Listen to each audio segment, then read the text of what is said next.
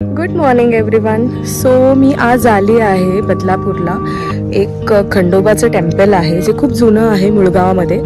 तर तिथे मी व्हिजिट करायला आली आहे आणि एवढा सुंदर व्ह्यू आहे आणि कमाल. म्हणजे एक 15 ते 20 मिनिटाचा ट्रेक असेल छोटासा. स्टेअर्स आहेत, अराउंड एक 200 वगैरे स्टेअर्स असतील आणि खूप इझी टू रीच आहे इथे. तुम्ही जर बदलापूरला उतरलात स्टेशनला तर स्टेशनवरून तुम्हाला एक 20 मिनिटं लागतील यायला या टेम्पलसाठी आणि तिथून तुम्ही छोटंसं वॉक घेऊ शकता. पण खूप छान टेम्पल आहे आणि इकडचं नेचर व्ह्यू पण खूप मस्त आहे. तुम्ही इझिली बघू शकता. आणि सो वेल, आज माझ्या फ्रेंडसोबत आली आहे निमिष. तर त्यानेच मला ह्या टेम्पलबद्दल थोडंसं इन्फॉर्मेशन दिलं की हे खूप प्राचीन काळातलं टेम्पल आहे आणि इकडचा व्ह्यू तुम्हीच बघा. मी काहीच नाही सांगू शकत. सो आपल्या मुंबईमध्ये पण बऱ्याच प्लेसेस आहेत जे हिडन आहेत, ज्या आपण एक्सप्लोर केल्या नसतील तर केल्या पाहिजे. आणि माझा घसा पण बसला आणि सर्दी झाली आहे मला, सो समजू शकता. आणि त्यानंतर मग आम्ही छोटंसं एक निमिषने मला सांगितलं की ब्रेकफास्टसाठी प्लेस आहे काहीतरी, तिथे जाणार आहोत. So let's go. मी डोंबिवलीवरून थेट कर्जतची ट्रेन पकडली होती आणि मी सकाळी अराउंड 8 वाजता मी पोचले बदलापूरला पोहोचून माझा मित्र आला होता मला घ्यायला. मग आम्ही निघालो होतो थेट आमच्या लोकेशनला आणि मॉर्निंगला एवढं छान वाटत होतं. मग फायनली आम्ही मुळगावात पोचल्यानंतर आम्ही आमची जर्नी स्टार्ट केली आणि मग मी त्याला विचारलं की कोणत्या डिरेक्शनला जायचं आहे. मग ही सेड की आपण ह्या डिरेक्शननी चालत जाऊया.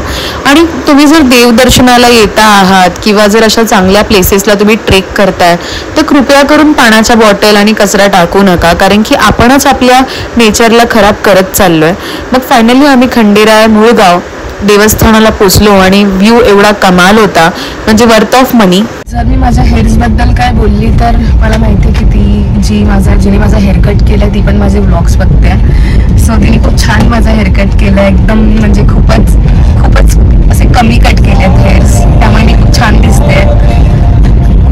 या समजू शकता तुम्ही लोक. आणि सो बेसिकली हे सेंट्स मला काल आले होते.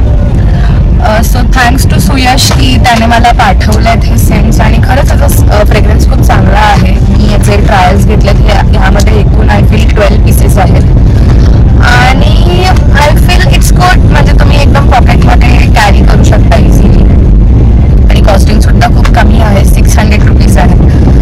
सो मी म्हणेन की जर कोणाला पॉकेट परफ्युम्स आणि जर थोडंफार माझ्याकडून सजेशन हवं असेल तर I can suggest this one perfumes. ह्याचे जे बायो आणि लिंक वगैरे जर असेल तर मी वाटल्यास खाली मेन्शन करून ठेवेन आणि यांचं पेज सुद्धा मी मेन्शन करून ठेवेन. सुद्धा गो थ्रू करा आणि तुम्हाला तुमचा आवडीचा जो कोणता परफ्यूम असेल, सेंट असेल, तुम्ही बाय करू शकता. थँक्यू. एवढं फिरल्यानंतर भूक तर लागणारच ना. मग फटाफट आम्ही पहिले लोकेशन शोधलं खाण्यासाठी आणि आम्ही पोचलो मेघमल्हार. आमच्याकडे 2 ऑप्शन्स होते, हॉटेल सह्याद्री, पण आम्ही मेघमल्हारला गेलो होतो. मग मस्तपैकी मिसळ पाव आणि बटाटा वडा घेतला आणि सोलकढी घेतली आणि मस्त आम्ही खाऊन पोटपूजा करून आम्ही पोचलो आश्रमात व्हिजिट करण्यासाठी. आम्ही गेलो होतो आश्रय मतिमंद मुलांच्या शाळेमध्ये. तिथे छोटंसं हवन होतं मुलांच्या शांतीसाठी. मग ते आम्ही पार केलं आणि मस्तपैकी हवन झाल्यानंतर त्यांनी लंच ठेवला होता मुलांसाठी. मुलांसोबत बसून आम्ही एकत्र सर्वांनी लंच केला, गप्पा गोष्टी केल्या आणि लंचमध्ये पण बऱ्याच गोष्टी इन्क्लूड होत्या, पोळी, शिरा, वरण राईस आणि भाजी. मग मी निमिषच्या घरी गेले होते काकांना भेटण्यासाठी. काकू एवढे मस्त आहेत. मग त्यांनी मला बऱ्याच बदलापूरमधल्या नवनवीन गोष्टी सांगितल्या. इवन काकूंनी सांगितलेल्या काही प्लेसेसना मी नक्की व्हिजिट करणार आहे.